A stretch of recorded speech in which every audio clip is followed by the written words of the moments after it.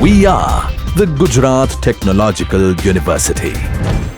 Since its inception over a decade ago, GTU has been empowering young and curating minds to realize their true potential. Over 4 lakh inspired students are enrolled with one of the premier academic universities in India. With more than 450 affiliated colleges in its fold operating across 5 zones of the state, GTU, the International Innovative University, your place to move forward.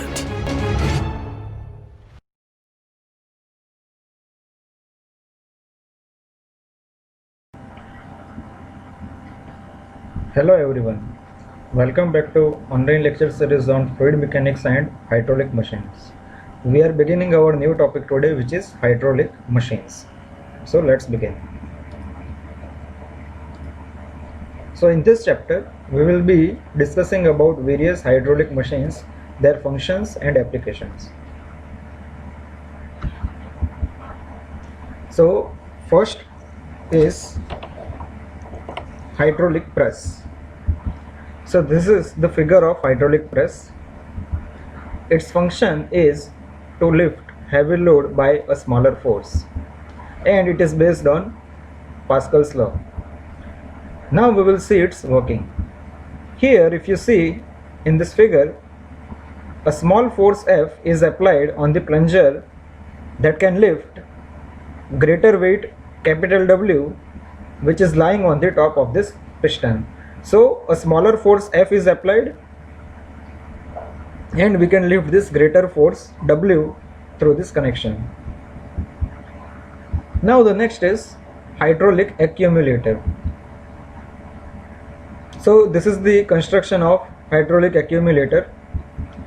Its function is to store the energy of liquid under pressure, and this energy may be supplied for any sudden or intermittent requirement to the hydraulic machine, such as press, lift or cranes. So this hydraulic accumulator is storing energy of fluid and it provides this energy whenever it is required. Now we will see its working. In idle period, when crane or lift is not functioning or it is not working, then high pressure liquid is admitted into the cylinder, that is from the left hand side. From here high pressure liquid is admitted and it forces the load to move up. This load will be moved up due to this high pressure of liquid. Flow will continue till the load reaches its uppermost condition. Let us say that this uppermost condition is somewhere here.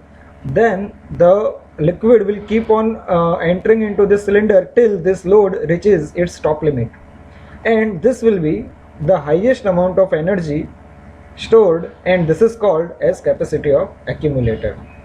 And whenever required, this energy can be discharged into machine during the working stroke. So this is all about hydraulic accumulator.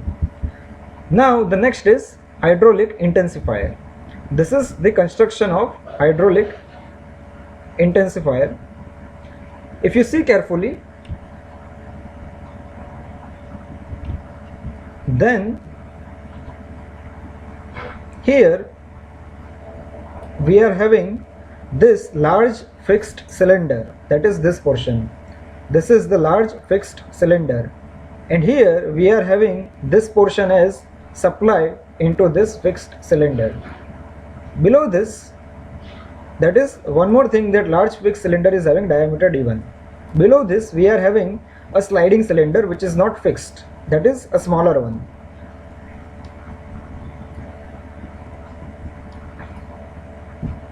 With a diameter of d2, and its supply is from V1. The exhaust for this is from V2 and the exhaust for this cylinder is from V3. So these 4 valves are used for controlling the flow through these 2 cylinders. Now the function of this hydraulic intensifier is to increase the intensity of pressure of liquid by means of energy available from the large quantity of water which is at low pressure. So we will increase the pressure of liquid by means of large quantity of water which is at the low pressure. Now we will see its working. First of all, a large quantity of water at low pressure enters large fixed cylinder through V4. So here from this top V4 is open currently, so low pressure liquid is entering into this large fixed cylinder, and the sliding cylinder, that is movable cylinder, is lies at the bottom because of this. Now after this we are closing this V4 and we are also closing this V2, and we are opening V1 and we are opening V3. So because of this, what will happen, that once V3 is open, this allows the low pressure liquid from fixed large cylinder to discharge to the exhaust. So whatever low pressure water is filled inside this fixed cylinder will be discharged to exhaust through this opened V3 valve, and because of this the sliding cylinder will move upward, and when the sliding cylinder reaches its topmost position, inside space of sliding cylinder is full of low pressure liquid. Why? Because we have kept V1 as open. So from here low pressure liquid is entering into this movable or sliding cylinder, and when it reaches at the top, it is full of this low pressure liquid. Now again what we will do is we will close this V1 and V3, and here it should be V4.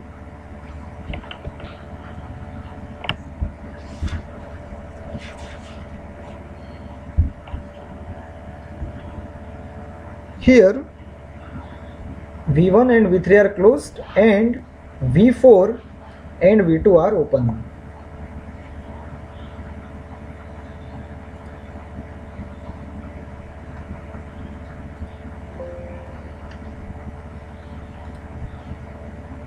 So here now V4 and V2 are open. So now what will happen, that the low pressure liquid from the supply enters into this large fixed cylinder, and it forces the sliding cylinder, which was actually at the topmost, to move in downward. Hence the pressure inside this sliding cylinder is increased, and it is this high pressure liquid is supplied to the desired machine. Okay, so this is all about hydraulic intensifier. Now we will move forward. The next is hydraulic crane. So here we are having, this is the construction of hydraulic crane. Here the important part is this portion, in which this entire block is called jigger. Inside that we are having a cylinder. In this cylinder we are having liquid under pressure which is entering into this cylinder. Here we are having fixed pulley block which is fixed to cylinder, and here at the top we are having movable pulley block fixed to ram, and this ram can move up and down so as this pulley block also. And here the wire rope is connected with this load. So its function is used for raising or transferring heavy loads used in dock sliding warehouses or workshops. Now we will see its working. Water which is under high pressure is admitted into this cylinder of the jigger. This forces this sliding arm to move vertically upward. This vertically upward movement of ram makes the movable pulley block to move upward. The distance between two pulley blocks now will increase, because the ram has moved up, so movable pulley has also moved up. Due to increased distance between two pulley blocks, the wire rope is pulled and the load is lifted up. Now the next is hydraulic jack. This is the construction of hydraulic jack. Now it is used to lift heavy load through a small distance by application of much smaller effort, and it's working. Now when this lever is working, water contained in this casing is forced out of into portion of inverted cylinder above the ram, that is here. Due to this pressure, upward force acts on the inverted cylinder and it lifts this load placed on the top of the casing. Now the next is hydraulic lift. Hydraulic lift is used to carry persons or loads from one floor to another floor in multi-storied buildings. Here you can see that we are having liquid under high pressure which is entering. This is the fixed cylinder, this is sliding ram which can move upward or downward, and at the top we are having cage. So it consists of a sliding ram. At the top of the sliding ram, cage is fitted on which persons may stand or goods may be placed. As the liquid under pressure exerts the force on the ram, that is upward force, the cage is lifted. The cage is moved downward by removing the liquid from the fixed cylinder. So this is hydraulic lift. Next is, here the title is changed.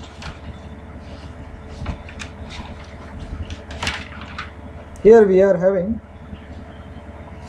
yes, we are correct. Here the next is hydraulic ram. Yes. So this is the arrangement or construction of hydraulic ram, in which we are having this supply tank, here supply pipe, supply valve through which it is connected with this valve box. Valve box is having two valves. First is waste valve V1 and second is delivery valve V2, which connects it to the air vessel. Here air vessel is connected to the delivery pipe and then to the delivery tank. Now its function is to pump small quantity of water to a higher level from available large quantity of water at the low level or low head. So this water will be raised to higher level. Now we will see the working. It works on the principle of water hammer. So what is water hammer? When a flowing fluid is suddenly brought to the rest, the change of momentum of water mass may cause sudden rise in the pressure. So this principle will be used in working of this hydraulic ram. So as the water enters into this valve box from the supply tank, the level of water rises in this chamber. So water level will increase here in this valve box, and then waste valve V1 will start moving upward. This will start moving upward. A stage will come when the waste valve V1 will suddenly, this water is not here.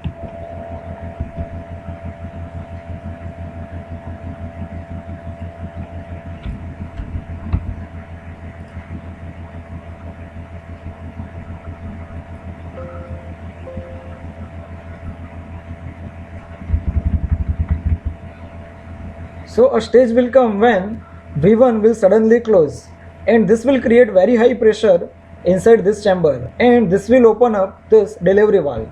So the water from this chamber will enter into this air vessel and compresses the air inside this air vessel. This compressed air exerts force on the water in the air vessel, and a small quantity of water is raised to a greater height in the delivery tank. So this is all about hydraulic ram. The next is fluid coupling. So this is the construction of fluid coupling. Here we are having two shafts, driving shaft capital A and driving shaft B, and here we are having pump impeller here. Here we are having pump impeller, and here we are having this as turbine runner. Here this is the casing which rotates with the pump. Now the function of fluid couplings is to transmit the power or torque from one shaft to another shaft with the help of fluid without any kind of mechanical connection between the two shafts. So there will be a transfer of power or torque from one shaft to another shaft. Now we will see the working of this. So when the driving shaft with the pump impeller is rotated here, then the oil starts moving from inner radius to the outer radius because of centrifugal action. Due to centrifugal action and speed of the pump impeller, the pressure and kinetic energy of oil at the outer radius increases. So at the outer radius of this impeller, the pressure and kinetic energy of oil is higher. Now this oil now enters into this turbine runner and it flows inwardly into this inner radius of the runner. The oil which is at very high energy will exert pressure on the runner blades and make the runner to rotate. The oil from the runner then flows back into this pump impeller, and thus there will be a continuous circulation. And the speed of driven shaft will be 2 to 4% less than the speed of driving shaft because of friction and other losses. So this is all about fluid couplings. Now the next is fluid torque converter. This is similar to our previous one, but there are some differences which we will see. Here, apart from pump impeller and turbine runner, we are having this stationary guide vanes. The remaining things like driving shaft and driven shaft are same, only stationary guide vanes are added. So here its function is to transmit variable torque from one shaft to another shaft. Now we will see its working. Now when the oil flowing from the pump to impeller, from pump impeller to turbine exerts torque on the stationary guide vanes, which will change the direction of oil.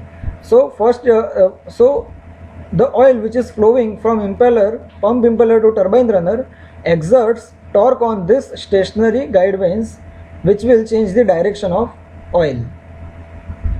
Now the important formula here is P is equal to 2 pi nt by 60, which means P is proportional to nt. Now here if we consider P to be constant, then T, that is torque, is inversely proportional to N. To repeat this part, here P is proportional to N into T. So if P is kept constant, then this torque is proportional to reciprocal of N. So if the torque at the driven shaft is to be increased, then the speed of the same shaft should be decreased. So that is the fundamental here.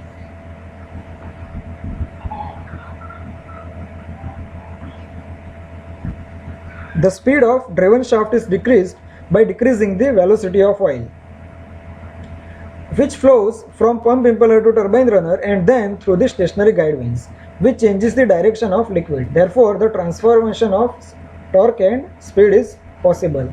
So here, in this stationary guide vanes, the direction of liquid changes and therefore the torque and speed transformation is possible. Due to decrease in the speed of the driven shaft, the torque is increased. So this is all about fluid torque converter. Now the next is airlift pump. So this is the arrangement or construction for airlift pump. Here we are having air compressor, and then from the air compressor the compressed air is passing through this compressed air pipeline. Then it is entering into this pipeline through air nozzle, and here we are having water outlet.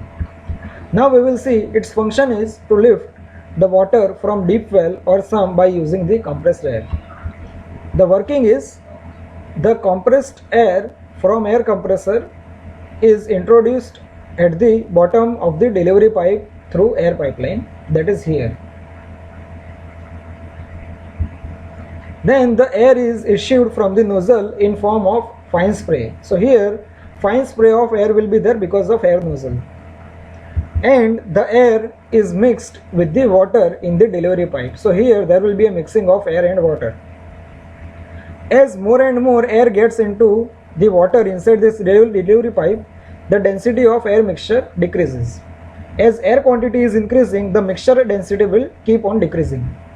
Now as soon as the pressure of column of air water mixture in the delivery pipe, capital H, this capital H becomes less than the pressure due to the height of the water column small h in the delivery pipe, the water begins rising in the delivery pipe above the water level outside the delivery pipe. This happens because the water inside the delivery pipe becomes lighter, that is less denser than the water outside the delivery pipe. So this is all about airlift pump. So with this, we are ending the chapter of hydraulic machines. I hope you enjoyed learning this various hydraulic machines. Thank you for watching this video.